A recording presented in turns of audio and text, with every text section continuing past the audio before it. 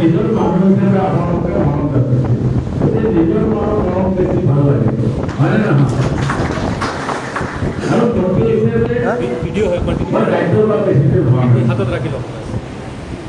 দায়িত্ব লৈয়ে মই যদি কোনোবা অনুষ্ঠানত প্ৰথমে উপস্থিত হৈছোঁ, সেইটো হ'ল উপস্থিত কমিশনাৰত, তাতেই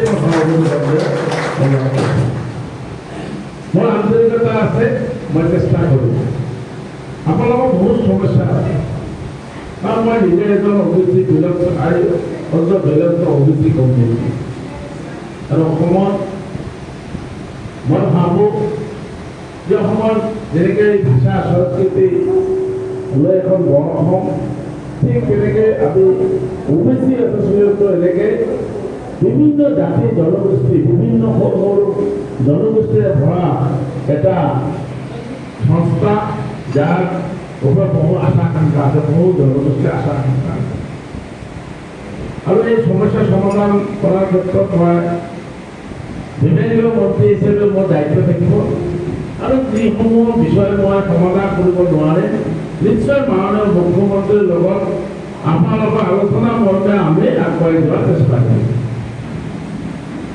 আজি এতিয়া বিধানসভা চলি আছে, তথাপি মই যেতিয়া কৈছে যে আমাৰ এখন সভা অনুষ্ঠিত হ'ব, আপুনি ঘৰতে থাকিব লাগে, মই কথা দিছোঁ যে দুটাৰ ভিতৰত যদি বিধানসভা নাথাকে নিশ্চয় মই যাম।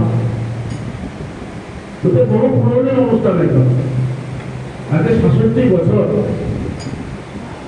এই সন্মিলনে দীৰ্ঘদিন আপোনালোকে বিভিন্ন অভাৱ অভিযোগৰ মাজেদি, বিভিন্ন সংগ্ৰাম, বিভিন্ন আন্দোলনৰ মাজেদি আজি এই অৱস্থাত উপনীত হৈছে।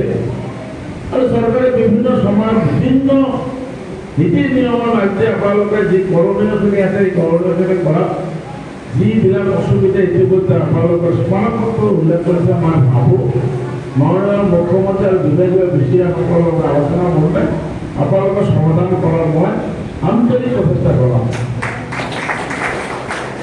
কাৰণ মই জানো ইমান চাৰ্টিফিকেট পোৱাৰ কাৰণে বহু সমস্যা হৈছে। এইবাৰ বহু কলেজত আমাৰ ষ্টুডেণ্ট এডমিশ্যন ল'ব পৰা নাই। মই সেই সময়ত মই নতুনকৈ দায়িত্ব পাইছোঁ, যিখিনি পাৰিছোঁ মই চব কৰাৰ কাৰণে মই চেষ্টা কৰিম।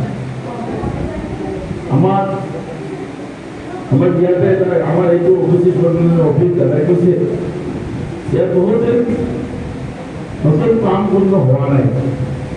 আৰু মই এই উদ্দেশ্যত আজি নহয়, মই ষ্টুডেণ্ট লাইফৰ পৰাই মই যেতিয়া ইউনিভাৰ্চিটিত পঢ়োঁ, আমি তেতিয়াও ইয়াতে আহি অনুষ্ঠান অনুষ্ঠিত কৰিছোঁ।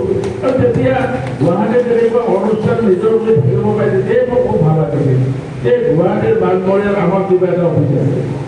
আৰু মই নিশ্চয় অফিচটোত আন্তঃগাঁথনি উন্নয়ন কৰাৰ কাৰণে মই ব্যৱহাৰ কৰাৰ ব্যৱস্থা ল'ম। আপোনালোকে এইটো নিশ্চিত থাকক। আৰু মাজে সময়ে আপোনালোকৰ বিভিন্ন আপোনালোকৰ জনগোষ্ঠী আছে, প্ৰায় 36, আৰু আমি কেতিয়াবা দিবৰ কাৰণে আগবাঢ়ি আছোঁ, দুটা ভগাইছোঁ। গতিকে বিভিন্ন জনগোষ্ঠীৰ বিভিন্ন সমস্যা আৰু নিশ্চয়